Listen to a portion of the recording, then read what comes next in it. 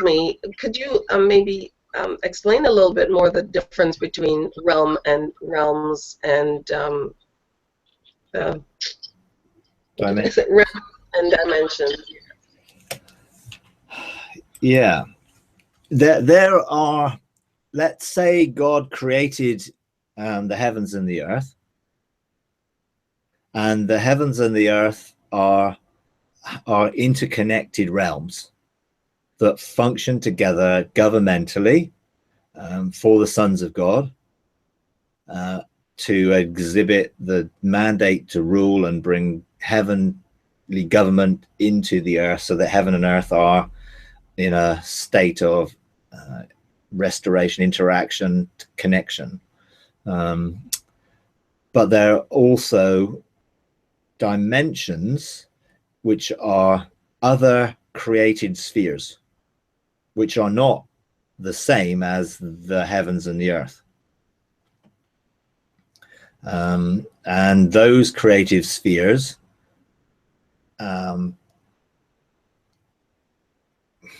difficult to describe it, because we're always looking at it in terms of a reference point for what we know, and some of those reference points are beyond what we know, so it's quite difficult to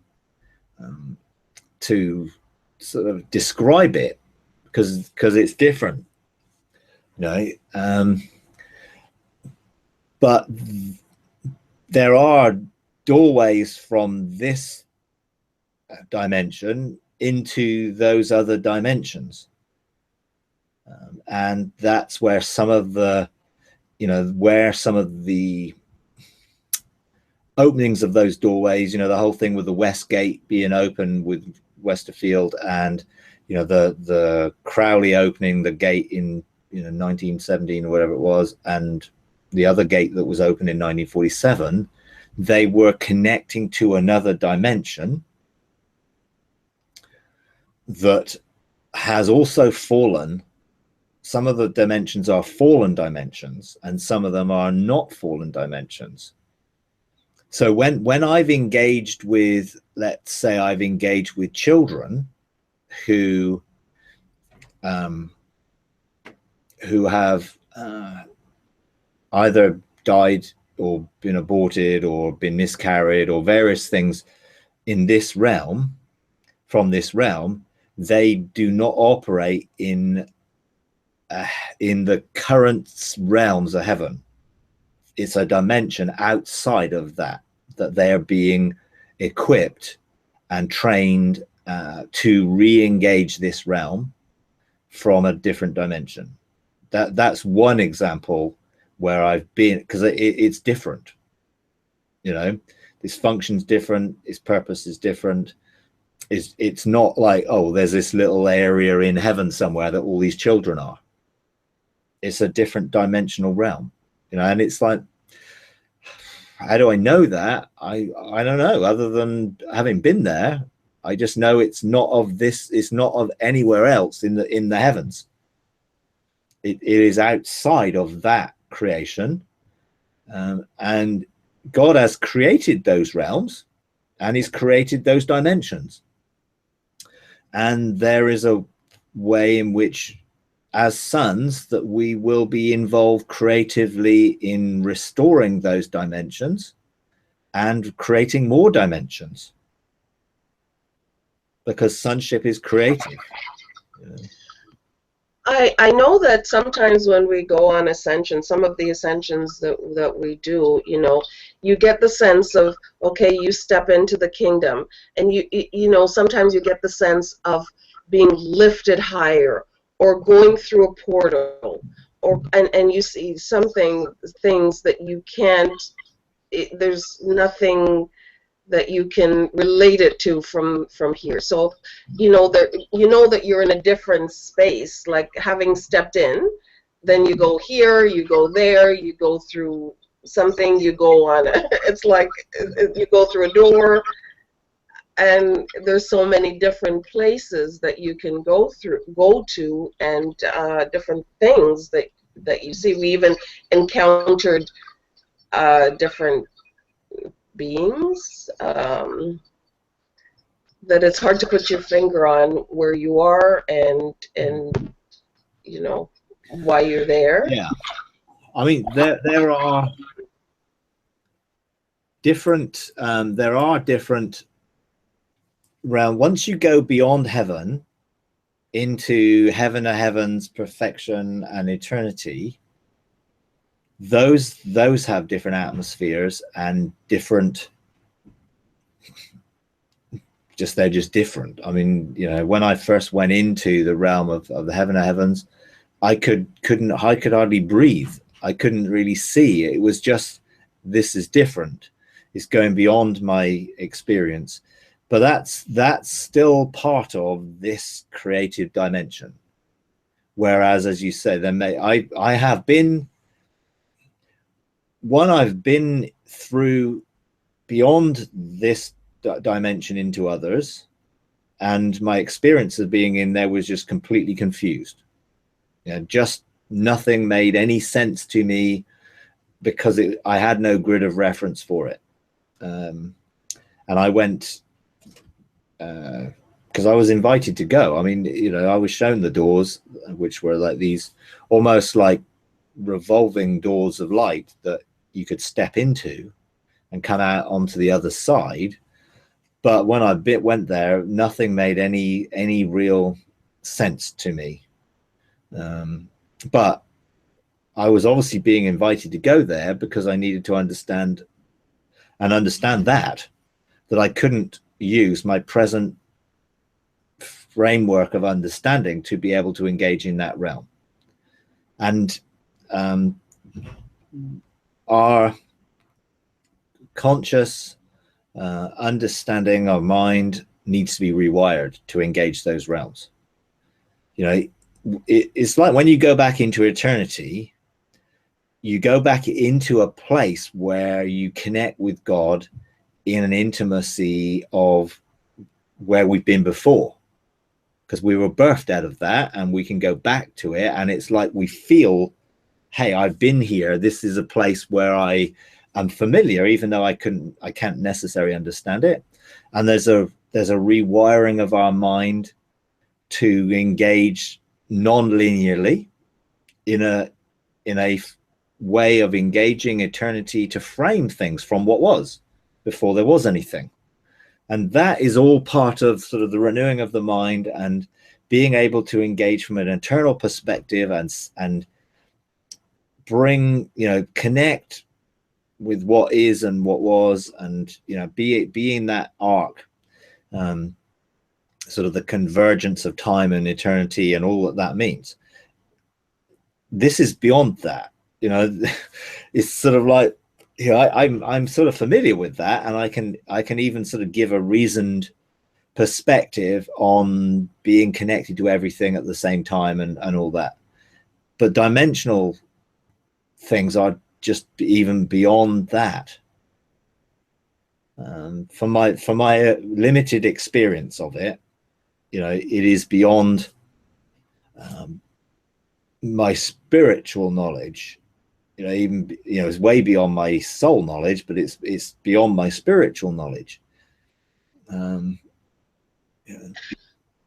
I told you about the time we went into this place, and we've gone into several places that look, you know, very, very unfamiliar and look like places of creation almost, that you need to take stuff and make and create. And the one time when I found myself into a place and I heard welcome. I heard the word welcome. But it kind of scared me because, you know, I just had this little spook because it just felt so unfamiliar. I didn't know what to do. It was just very unfamiliar, but I know I was welcome there. So I kind of got out quickly. I just wanted to get out of there. And we've been to several places like that. But you speak about the rewiring of the mind, and we've had several experiences where we've just been caught up in light, you know, where we find ourselves, you know, just surrounded by light and just been you feel like the light is going through you and doing things. I think that was our last ascension. We had one like that where everybody was seeing light from different perspective, maybe color light, like the seven spirits of God, and you just feel the energizing frequency of the light. So I guess that's part of rewiring us and changing us into maybe making us more comfortable and allowing us to understand or to perceive the realms and the dimensions, just getting us used to the realms and dimensions of heaven. That's what I'm thinking.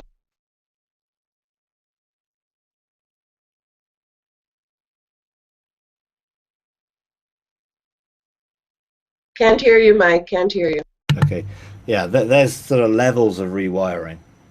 And when I first looked at renewing my mind, it was very much about changing the way I think or thought. That was the purpose of it.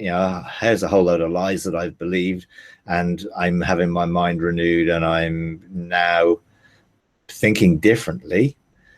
Then it goes to another completely different level when you start to have the connections to your mind reconnected to the aspects or positions within your mind or brain that have been locked off. So there's a re-engaging with things that are supposed to be connected, and those would include abilities and other things. Then there's the aspect of eternity and being able to connect with everything being now, which is very difficult to do unless your mind is rewired away from linearity, because that's how our mind functions in a linear fashion. Well, we start to engage eternity, it can't function linearly anymore. So there's that aspect. And I've sort of been going through those processes, but over the past 3 or 4 months, my own personal journey has taken me beyond that into a rewiring of the mind, to begin to prepare for different dimensional experiences. Now, some of it is we've got ages to come, and what we'll be doing in those ages to come, certainly we're preparing for that now in what we're doing here, but it will be different from what we've done before. And I think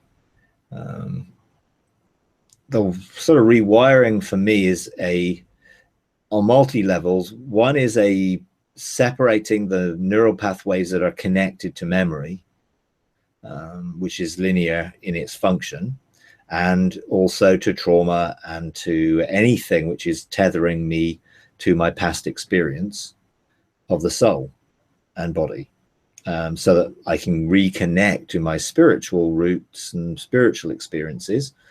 So there's that aspect to it. I've been using communion to do that as well, to focus that, specifically to separate me from anything which is a limitation on my mind and its capacity to establish reality. Because when you start to engage in different realities, that's when you then have to function differently according to those. It's like, you go to a planet which breathes CO2 rather than oxygen. Well, you'd struggle, because we're physiologically conditioned to breathe in a particular atmosphere. So if you go into another atmosphere where it doesn't have enough oxygen in it, then you suffocate. Physiologically, your body is designed in a particular way. Our mind also has been designed in a particular way for us to understand the dimension which we're living in, and therefore we've connected with that. But in certain points through history, there has been a disconnection of the mind from, we would call it, say, bandwidths of light, sound, ability that God wants to reconnect. So there are, the way God revealed this to me was to take me on a journey into my mind, and into how the mind and the brain connect, because the brain physiologically is designed to facilitate the mind functioning, and the neural pathways and the synapses and all the physiological functions of the brain are to help the mind operate. But some of those are obviously wired according to experience. So trauma can wire my brain to particularly react or respond to certain stimuli, and they come automatically because there are neural pathways connected that take me down a particular line of thinking and behavior according to that which has programmed it. And usually either through repetition or through severe trauma, we are programmed to respond and react in certain ways. And you could call that a subconscious programming connected to a conscious mind that operates that way. When we then start to discover that there are areas of our brain which have abilities within those areas that we've been disconnected to, you have to get reconnected. And some of those, and I've only connected to one, and the ability that was reconnected because I was walking. I've done a lot of walking with the Father recently because he kept saying, "Come and walk with me." And in one occasion, I walked with him in this place, and there were pathways that I were following, and we were walking along, and we got to a point where there was a gulf between the path on this side and the path on the other side, which led to certain doors.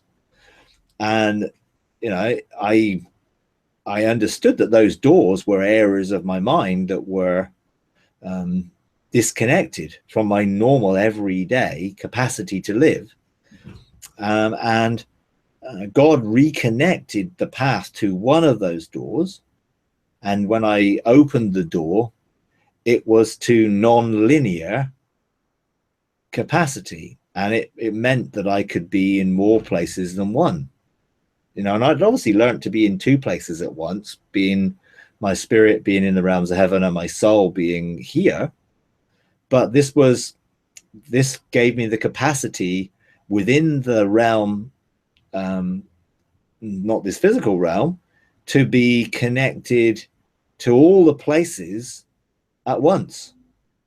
Now, it's difficult to describe because, but the way I can describe it is when I would present myself as a living sacrifice, normally, I would go through a set of linear processes of embracing the cross, embracing the altars, embracing ultimately the ark, being in eternity, accessing various other places, eventually being seated in heavenly places, in mountain thrones in particular dimension or realm areas. And all that was sort of a linear process. I went to one, I went to the other, I went to the other, sometimes in different orders, but ultimately one after the other. When my mind got rewired in this way, it meant I could be in all of them at the same time. My spirit being multi-dimensioned, I suppose, although I wouldn't say that they were dimensions, more just areas of the realms of heaven that I would go and do things in. Now I can be on my mountain, I can be around the ark, I can be in the name of God, I can be in eternity, I can be standing on the firestones, I can be standing in various places all at the same time. And all those things can flow at the same time. And it's like I'm connected to rivers that are continually flowing, and I'm in each of them. And you can't do it by trying to do it linearly, because doesn't work linearly. As soon as you start thinking of what am I doing in this dimension or this place, and what am I doing in that, you have to think of one at a time. So you which is why you can't do it without a rewiring. But now I just discovered this a while ago, so I'm just practicing it. But it means that I can receive from multiple streams at the same time and be connected to those multiple streams, and therefore those then can flow into me and through me to bring all the different aspects of what my spirit is capable of doing, being unlimited by being in one space-time position. Now it might sound a bit weird, and it's hard to describe because I'm trying to use words that have some connection, but most of our words are linear, so it's hard to express it. But once I experienced it, it just meant I was not limited to one stream or river flowing at a time. I could have multiple, so I can be in eternity and be in the four faces of God, and I can form a connection between the two, and therefore I can be a doorway for that connection to flow out. And I can also be in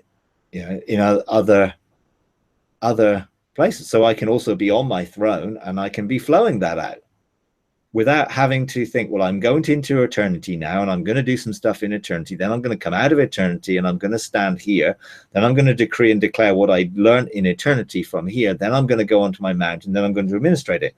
I don't have to do it linearly. I can be in all those places instantly. I am in all those places. I just have to be a living sacrifice, which means I'm not limited by pre-resurrection life, if you like. So it's living a post-resurrection life, being crucified with Christ, so I can be continually crucified with Christ. And the effect of the power of the cross is available all the time. I don't have to go to the cross or embrace the cross and outwork the cross. I am there because I'm in God, and therefore I can be wherever he is, and everything is contained within him, and all those other dimensions are also contained with him. So if I'm in him, I have access to everywhere where he is, but not in a linear fashion, because I used to have access to anything where he is, but I could only access it once at a time, but now I don't, and that was one aspect of renewing the mind.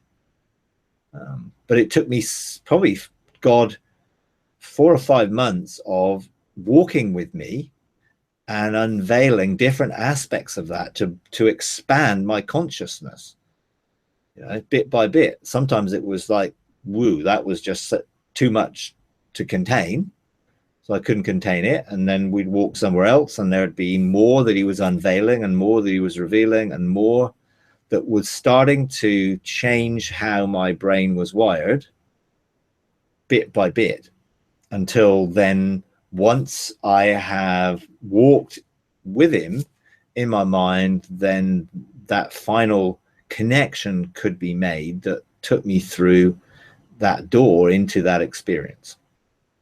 Now, there are lots of other doors there that I've not yet bridged because I'm still working on this one. I don't know if that makes any sense, but it's, quite difficult really to make sense of it. But Mike, if we're made in his image, spiritually, and God is omnipotent to a degree, probably we are, every person that's ever been made spiritually, we're just not aware of it. Just like since Christ died, we could all go through, but we were never aware that we could. And as he opened that awareness up to you, now you can do it. And so, in fact, everything that you probably needed was already in you. He just had to somewhat, as you said, rewire you or activate that within you. Yeah. So that you could do it. Yeah, and I think there was a disconnecting to pre-existing reality, which was a limit. So my worldly, earthly reality was a limit to the heavenly, the eternal, and the dimensional reality that God wanted to reveal. You know, and we went for a walk on the Firestones, and I'd been there, you know, many times, and had amazing experiences, but I'd never walked with him there.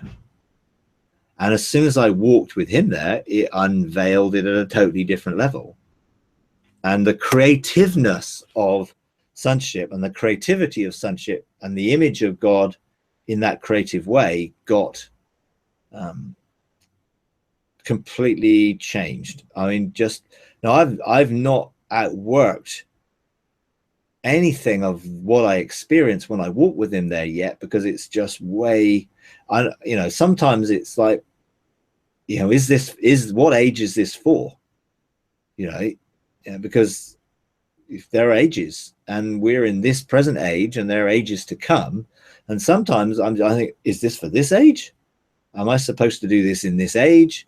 Is this for the age is to come? How am I supposed to outwork that? You know, it's like, you know, birthing a galaxy out of your spirit, which I've done, and it's like, is that for this age?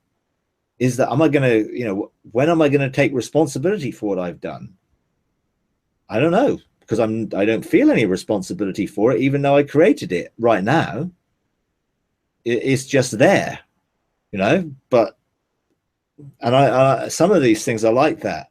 Where do they fit within, you know, my destiny? And, you know, because very clearly God was unveiling it. Yeah. You know, unveiling it to me in a way of creating dimensions. You know, when I walked on the Firestones, it became a, you know, we walk in 1 and 2 and 3 dimensions, and we understand there maybe there's 4th dimension and 5th dimension in terms of time and things. But then there was, okay, let's engage the 7th and the 8th and the 9th dimension and the 10th dimension. And then let's create some more dimensions. And that's what it felt like. It felt like, which is just so weird, you know. But I haven't gone back there because it was just such a, you know, I got so much other stuff that I have to be engaging in now. But I know God always does it to open up that, and the forerunning of it in terms of that more and more and more is what it feels like. And I have lots of experiences which I've journaled that I know at some stage are going to be important, but they're sort of all part of the bigger jigsaw puzzle, which is not flat. You know, the big jigsaw puzzle seems to be now building up into a 3D jigsaw puzzle, which will probably become something beyond the 3D jigsaw puzzle eventually. Right. Do you think in your earlier ascensions, God gave you little snippets, like little entryways, and then, as you said, build what's happening now? It's building up into the 3D. Because I think we have so many different ascensions. Like, I can speak from the way I experience things, you know, and I'm wondering, there's so many different things, like how do you engage with all of them? You know, I had the experience on one of our ascensions where I was actually in Christ at the cross, and it was really weird to me. Like, I was experiencing it and seeing the different things. Like, I saw the bulls, the Basham, I saw the dark cloud, I saw the angelic, but I was in him, and then afterwards I felt myself raise up with him, you know, but it didn't go very far after that. I just felt myself ascending in him at the cross. And I'm wondering if, like, those are experiences that, you know, multiply after a while and get bigger and opens other doors for experiences. Yeah. And that just brought me, because what you were saying with the 3D and everything, I'm wondering if you started at a certain level of entry and then it just built. Yeah. always, you know, for me, it's deeper, but you can invert deeper and it can be higher. You know, it's just more. I mean, I think more is the best way of describing it. So everything that I've experienced, there's been levels that are taking me into more, and therefore everything I've experienced and never gone back to yet have more. Now God has been walking me back through some of my experience and walking with me, and when he walks with me, he gives a reference point to it that I never had before when I walked there on my own. You know, and he allowed me to walk there on my own because that was part of my journey. And I think there is so much more, and so many dimensions too, facets, if you like, you know, the multifaceted or the manifold wisdom and grace of God. You know, it is multicolored, multisensory, multi-leveled. Each of those facets contains something more, and God is infinite, so there has to be an infinite number of facets to come into, you know. And I think those, I mean, it makes me laugh sometimes when, you know, sort of an evangelical spirit tries to put God in a box and really decrees that it knows everything about God and it's all written down and the Bible contains it all and everything's there. And I used to get annoyed at that once. Now I just laugh because of the preposterousness of it. How preposterous to think that we can actually put God into a framework that makes him safe, you know, for us, you know. And people do. That's what they try and do. You know, they put a theology around him and a doctrine around him and everything else, and he's in a box of people's construct. And it's preposterous to think that we could possibly think that we know everything about God, you know. And even though we might be in him and even though he's in us, the dimensions of that are, you know, we've probably just looked at one facet of infinite facets. So definitely your experiences will have more revelatory understanding that will come with it, with future experiences. You know, and, you know, over the last, you know, number of months, God walking back with me in places has just shown me that again and again, that there is just always going to be more. You know, and even when the limitations of this age are over, then we will be on the limitations of the next age until we then come into the next age, and each one of them will be increase. Because there's no end to the increase and expansion of his government and of peace, therefore wholeness. If there's no end to the increase of his peace, therefore there must be bits that aren't whole yet in me. Even when I'm fully whole from this dimensional perspective, I'm not going to be fully whole from the next one, you know, because there's always going to be more, you know, which isn't, you know, it's not going to be boring. That's for sure. But some people just don't like change, and they struggle with the concept of continual change, and they avoid it, you know. And there has to be continual ongoing transformation, transfiguration, you know, restoration. And when everything has been restored from what was spoken for this realm, then we're going to have to restore what was spoken for all the other realms, which are contained within the oracles of God, which are not yet, or may be starting to be released, so that they can be legislated for, you know. And so, yeah, there's a lot more, really. So, anyway. Okay, all right, I better leave it there.